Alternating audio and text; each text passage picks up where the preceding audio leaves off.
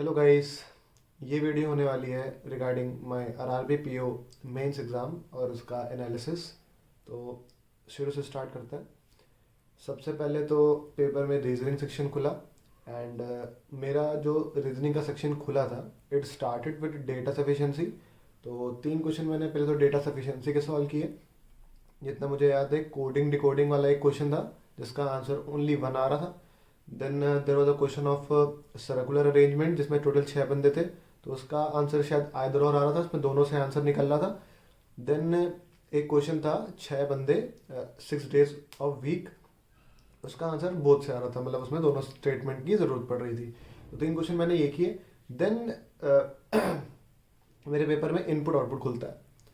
अब इनपुट में आपको मैं बताता हूँ पैटर्न क्या था। उसमें एक अल्फा न्यूमेरिक चीज़ें थी, मतलब न्यूमेरिकल्स भी थे, वर्ड भी लिखे हुए थे। वर्ड में क्या करना था कि अगर वर्ड के अंदर भी शिफ्टिंग थी एंड वर्ड्स को साइमल्टेनियसली भी शिफ्ट किया जा रहा था, मतलब अल्फाबेटिकली आपको उसको पहले एंड में भी ले जाना था एंड नंबर्स को आगे ले जाना था। अब नंबर में क्या करना था कि +5 करना था एंड लेटर में, मतलब वर्ड्स के अंदर अगर लेटर आपका वॉवेल है तो आपको शायद +2 करना था, कॉन्सोनेंट में -2 करना था। अब देखिए IBPS PO में भी इनपुट आया था बट इट वाज जस्ट कि आपको आगे पीछे अरेंज करना है। तो इतनी शिफ्टिंग, मतलब लेटर के अंदर भी शिफ्टिंग देना, आपको उधर भी अरेंज करना है, तो इसमें टाइम जाता है एंड केवल 30 मिनट ही मिलते हैं हम लोगों को करने के लिए। तो मैं तो यही था कि जो खुला था मैं लगातार करते जा रहा, तो मैंने फिर इनपुट बनाया। बट आधा जब मैं इनपुट बना चुका तो मुझे समझ में आया कि मेरा टाइम बहुत ज़्यादा जा रहा है और शायद से मुझे इसको नहीं पिक करना चाहिए था। बट स्टिल मैंने उसे कंप्लीट किया और उसके पांचों क्वेश्चंस हो गए। देन एक डेसिग्नेशन वाली पजल मेरे में ओपन हुई, तो मैंने फिर वो डेसिग्नेशन वाली पजल कंप्लीट करी। देन मेरी हमेशा से आदत रहती है कि जो भी क्रिटिकल का क्वेश्चन आता है मैं उसे मार्क फॉर रिव्यू कर लेता हूँ एंड लास्ट के 5 मिनट में हर मेंस में क्रिटिकल ही अटेम्प्ट करता हूँ। तो फिर मैंने डेट जो भी ये क्रिटिकल वाले क्वेश्चन आए मैं उनको मार्क करता चला गया कि मैं एंड में करूँगा। फिर इसके अलावा मैंने सिलॉग बनाई। तो सिलॉग का पहले ही क्वेश्चन उसमें भाई पता नहीं क्या था यार, मतलब क्योंकि उसका आंसर आ रहा था कि 1 से आंसर आएगा, 1 फॉलो करेगा, देन आइदर 2 और 3, तो ऐसा ऑप्शन ही नहीं था। तो मुझे लगा कि शायद मैंने गलत कर दिया, तो मैंने दोबारा से सेम क्वेश्चन बनाया, लेकिन फिर से वही चीज़ बन रही है। फिर मैंने चेक किया कहीं पे ये नॉट फॉलो तो नहीं पूछ रहा है, तो वो भी नहीं दिखा मुझे, तो मुझे समझ नहीं आया और मेरा कॉन्फिडेंस भी चला गया थोड़ा सा कि यार ये क्या हो रहा है। तो मैंने करीब 2 ढाई 3 मिनट करीब उस क्वेश्चन में दिए, जो कि मुझे नहीं करना चाहिए था, लेकिन ठीक है। फिर इसके बाद मैंने बाकी 2 स्लॉग जो आए थे वो उनको बनाया एंड देन मेरे पास केवल 3 मिनट बाकी थे। अब उन 3 मिनट में मैं 3 4 क्रिटिकल कर सकता रहा, बट मैंने ये सोचा कि क्रिटिकल मैं हमेशा करता हूँ, फिर वो डाउट में चला जाता है कि ये सही होगा कि नहीं सही होगा। तो फिर मैंने सोचा कि कोई ऑर्डर रैंकिंग या हाइट एंड डायरेक्शन डिस्टेंस या कुछ भी ऐसा कुछ मिल जाए तो कर लेता हूँ। तो तुरंत मेरे सामने ब्लड रिलेशन आ गया। तो मैंने सोचा ठीक है 3 मिनट में अगर मैं ब्लड रिलेशन के 3 सवाल बना लूँगा तो ये स्टेबल रहेगा, मतलब ऐसा नहीं कि फिर मैं डाउट कर सकता हूँ कि ये सही है कि गलत है। अगर ये आंसर बनेगा तो सीधे सही सही बनेगा। तो मैंने लास्ट के 3 मिनट ब्लड रिलेशन में दिए एंड भाई वो नहीं बना। लास्ट में मेरा ऐसा कुछ बन रहा था कि यू के 2 भाई आ रहे थे एंड इट सेज कि यू इकलौता लड़का है, उससे कोई मतलब मेल भाई नहीं है, ऐसा कुछ स्टेटमेंट था उसमें जितना मुझे याद है। तो भाई फिर मैंने लास्ट में भी फंबल कर दिया, वरना आराम से 22 23 तो हो जाते। तो पहली गलती तो वही थी कि इनपुट नहीं करना था। जितने बाकी बच्चे थे सब मुझे यही बता रहे थे कि अगर आप इस इनपुट को स्किप करके पजल बनाए तो puzzle was on the easier side. और हाँ मैंने 2 मिसलेनियस भी करे थे, नंबर शिफ्ट करने वाले और तुम्हारा क्या होता है वर्ड में लिखा होता है ना कि कॉन्सोनेंट को ये चेंज कर दो देन अल्फ़ाबेट को ये चेंज कर दो, ऐसा करके, तो वो भी मैंने किया है। तो टोटल रीजनिंग मैंने 18 अटैम्प्ट किए। हाँ कम है मुझे पता है जिस हिसाब से मेरी प्रिपरेशन है, लेकिन बात वही है ना, ये साल पूरा मेरा रॉन्ग क्वेश्चन सिलेक्शन पे ही गया है। मैं पता नहीं क्या कर रहा हूँ, ठीक है। Then computer. अच्छा कंप्यूटर में मैं बताता हूँ कि क्योंकि ये RRBPO का मेरा पहला अटेम्प्ट है तो मुझे आइडिया नहीं था कि इसमें कंप्यूटर भी आती है, क्योंकि मैं जनरली इंटरव्यू का ही प्रिपेयर कर रहा था। तो मुझे पता ही नहीं था कि कंप्यूटर आती है। फिर जैसे मुझे पता चला तो मैंने क्या किया, लास्ट ईयर का मॉक लगाया सबसे पहले। तो बिना पढ़े जितनी मेरी प्रायर नॉलेज है कंप्यूटर से, मैंने देखा था मेरे 25 नंबर आए थे पिछले साल वाले मॉक में, मतलब पिछले साल के एक्चुअल पेपर में। तो मुझे लगा कि ठीक है बेसिक ही आती है, बाकी सब लोग बता मेरे थे बेसिक आती है, तो मैंने थोड़ा बहुत बेसिक पढ़ा था उसके बारे में। बट जब पेपर खुला वहाँ तो शुरू के 4 क्वेश्चन तो मैंने स्किप किए कि यार ये तो मैंने पढ़े नहीं है। फिर मुझे समझ में आया कि शायद पेपर कठिन आया है। देन मैं वापस अपने रूटीन वाले तरीके पर चला गया कि अंधी लगाओ। अंधी क्या मतलब, क्योंकि मेरे को थोड़ा नॉलेज तो है ही, आप कनेक्ट कर सकते हो चीज़ों को। तो मैंने पूरे 40 अटेम्प्ट किए हैं कंप्यूटर में, एंड जितना मुझे पता चला शायद 25 के ऊपर तो सही होंगे ही होंगे। ठीक है, इतना तो कॉन्फिडेंस है खुद पे मुझे।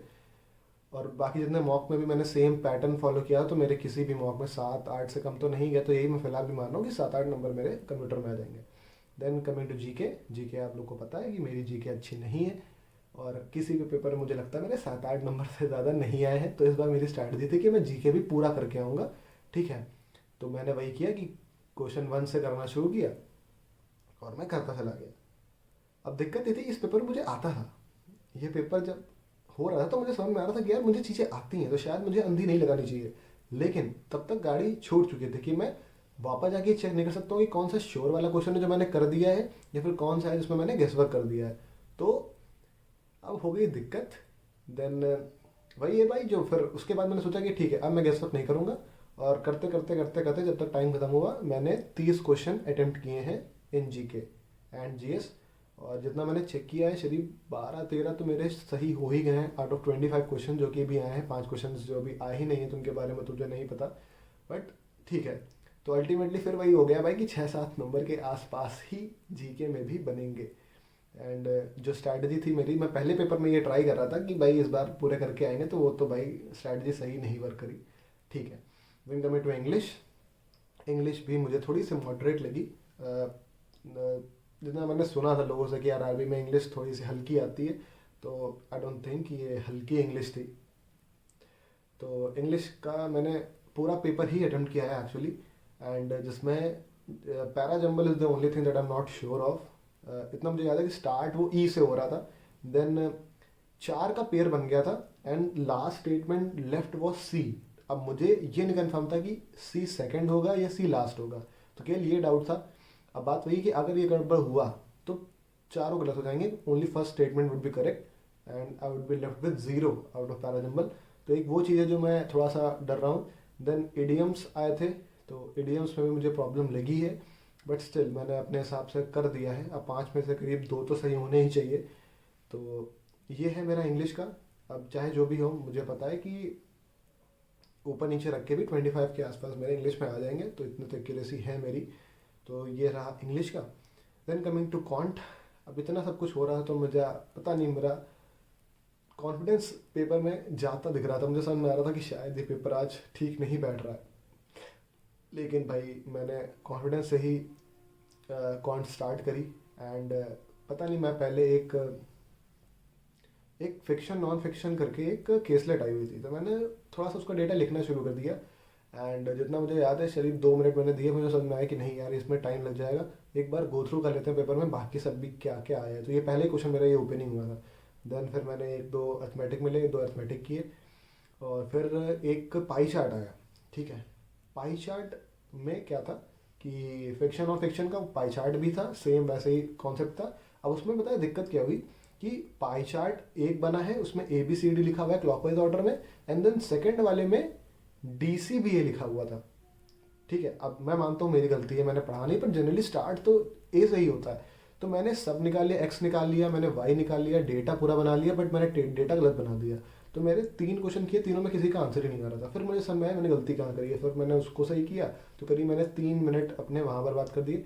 अब थैंकफुली क्योंकि डेटा सही था, तो बस उसे ऊपर नीचे अरेंज करना था, तो थोड़ा सा टाइम वहाँ पर मेरा गया। लेकिन ठीक है, तो ये एक दिक्कत आई मुझे, लेकिन फिर मैंने उसको रेटिफाई किया। उसके बाद मेरा पेपर ठीक जाने लगा, स्मूथली जाने लगा। मतलब ऐसा था कि करीब 22-23 मिनट जब बचे थे, मतलब 8 मिनट हो गए थे, उस समय मेरे केवल 2 क्वेश्चन सही हुए थे।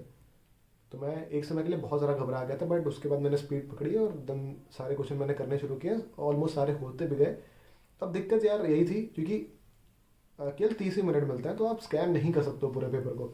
और मेरे में जो मिसिंग नंबर सीरीज थी वो आखिरी के 5 क्वेश्चन थे, तो मेरे पास टाइम बचा था 2 मिनट। मुझे लिटरली याद है कि 2 मिनट बाकी हैं, और मेरे सारे क्वेश्चंस जितने मैं लगातार करते जा रहा था या फिर स्किप करते जा रहा था, होते जा रहे थे। देन लास्ट के जो मिसिंग नंबर सीरीज थी वो मुझे लास्ट के 2 मिनट में मिली। तो 2 मिनट में मैं केवल 3 मिसिंग सीरीज बना पाया हूँ। 2 का तो मुझे लॉजिक ही नहीं मिला, मतलब ऐसा नहीं कि मैं 5 नहीं कर सकता, मैं 5 कर सकता था, पर 2 मुझे नहीं आई हैं, ऐसा समझ लीजिए आप। तो अगर थोड़ा सा टाइम और होता तो शायद 2-3 क्वेश्चन और हो जाते। और जो मैंने ये टाइम्स में स्पेंड नहीं किया पाई चार्ट में डेटा गलत करने में, तो थोड़ा सा और अटेम्प्ट हो जाता, बट स्टिल मैंने 21 किए हैं काउंट में। एंड फिर से वही चीज़ है, क्वेश्चन सिलेक्शन ही मेरा गड़बड़ रहा है, चाहे वो रीजनिंग का सेक्शन हो चाहे वो क्वांट का सेक्शन हो। एंड ठीक है, तो ये था मेरे सारे अटेम्प्ट्स। मैं एक बार फिर से बता देता हूँ। रीजनिंग वॉज 18, कंप्यूटर वॉज 39, एक मैंने स्किप किया है शायद टाइम की वजह से, जो कुछ भी है। एंड इन जी के आई अटेम्प्टेड 30, और जितना मुझे अब तक पता चला कि 12 क्वेश्चन ही मुझे अभी तक पता चल पाए आउट ऑफ 25, जो कि 5 मुझे आइडिया ही नहीं लग पाया अभी कि और क्वेश्चंस क्या थे। एंड इंग्लिश में पूरा 40 और क्वांट में 21। तो ये मेरे अटेम्प्ट्स हैं। एंड ठीक है, आप लोग भी कमेंट्स में बताइएगा कि आपके क्या अटेम्प्ट्स रहे। एंड मैंने यूपी से अप्लाई किया है, तो यूपी से क्या कट ऑफ जा सकती है अगर आप लोग उसके बारे में बता सकते हैं तो उसके बारे में भी शेयर कीजिएगा। एंड तो ठीक है भाई, फंबल हो गया है ये वाला। एंड देखते हैं आरआरबी क्लर्क में क्या होता है, आरबी पीएसपीओ के फाइनल रिजल्ट में क्या होता है। तो see you and take care everyone.